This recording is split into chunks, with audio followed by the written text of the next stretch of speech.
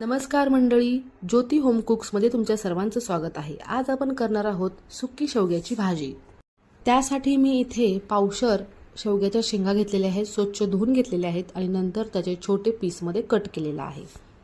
सर्वप्रथम आपण या शेंगांना गरम पाण्यामध्ये शिजवून घेणार आहोत। त्यासाठी एका पातेल्यामध्ये पाणी गरम करायला ठेवायचं आहे। त्यामध्ये चवीपुरतं मीठ घालायचं आहे आणि बारीक चिरलेल्या ज्या शेंगा आहेत ते त्याच्यामध्ये शिजण्यासाठी ठेवून द्यायचं आहे।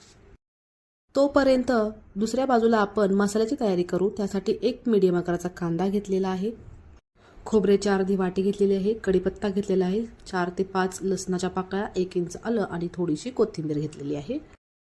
एक कढई घ्यायची आहे, त्यामध्ये थोडंसं तेल टाकून कांदा छान लालसर होईपर्यंत भाजायचा आहे। कांदा गोल्डन होताच त्याला बाहेर काढून घ्यायचा आहे। त्याच कढईमध्ये पुन्हा आपल्याला खोबरे भाजून घ्यायचे आहे। थोडंसं तेल ॲड करायचं आहे, त्याच्यामध्ये खोबरं हे लालसर होईपर्यंत भाजायचं आहे, जास्त भाजू नये। त्याच ह्याच्यामध्ये आपण लसणाच्या पाकळ्या सुद्धा भाजून घेणार आहोत।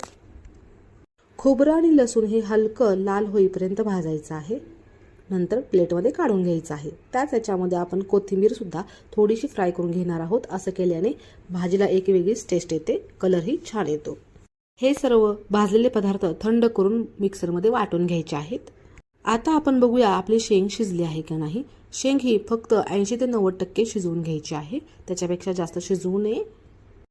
आता पुन्हा त्याच कढईमध्ये थोडं जास्त तेल घालायचं आहे आणि नंतर त्याच्यामध्ये कढीपत्ता, जिरे, मोहरी आणि आपण केलेलं जे बारीक वाटण होतं ते त्याच्यामध्ये तेलामध्ये वाटण हे छान मिक्स करून त्याची 2-3 मिनिटं अशी वाफ काढून घ्यायची आहे। आता यामध्ये आपल्या आवडीनुसार आपण मसाले ॲड करू शकतो। इथे मी 2 चमचे कांदा लसूण मसाला, 1 चमचा इतकं लाल तिखट, अर्धा चमचा हळद आणि अर्धा चमचा गरम मसाला ॲड केलेला आहे। मीठ हे मी लास्टला ॲड करणार आहे, कारण शेंग शिजवतानाही आपण मीठ घातलेलं आहे। या वाटणाला आता छान अशी 5 मिनिटं वाफवून द्यायचं आहे, म्हणजेच परतून द्यायचं आहे। 5 मिनिटानंतर याला छान असं तेल सुटलेलं आहे, याचाच अर्थ हे छान असं परतलेलं आहे। आता याच्यामध्ये आपण शिजवून घेतलेल्या शेंगा घालायच्या आहेत। पाणी जास्त घालायचं नाही, कारण आपण इथे सुकी भाजी बनवणार आहोत। तुम्हाला जर थोडं लपतबं हवं असेल तर तुम्ही तुमच्या आवडीनुसार पाणी यामध्ये घालू शकता। तुम्ही याची पातळ भाजी सुद्धा अशाच पद्धतीने फक्त जास्त पाणी घालून करू शकता। शेंगा आणि मसाला छान असं मिक्स करून घ्यायचं आहे। आवश्यकतेनुसार पाणी ॲड करायचं आहे आणि नंतर सगळ्यात लास्टला चवीपुरतं मीठ ॲड करायचं आहे आणि छान असं 5 मिनिटं शिजू द्यायचं आहे। ही सुकी शेवग्याची भाजी भाकरीसोबत, चपातीसोबत आणि भातासोबत खूप चविष्ट लागते। तर नक्की करून बघा। व्हिडिओ आवडला असेल तर नक्की चॅनलला लाईक, सबस्क्राईब आणि शेअर करायला विसरू नका। भेटूया अशाच नवीन रेसिपीसह पुढच्या व्हिडिओमध्ये। तोपर्यंत खात रहा, मजेत रहा। Thank you for watching.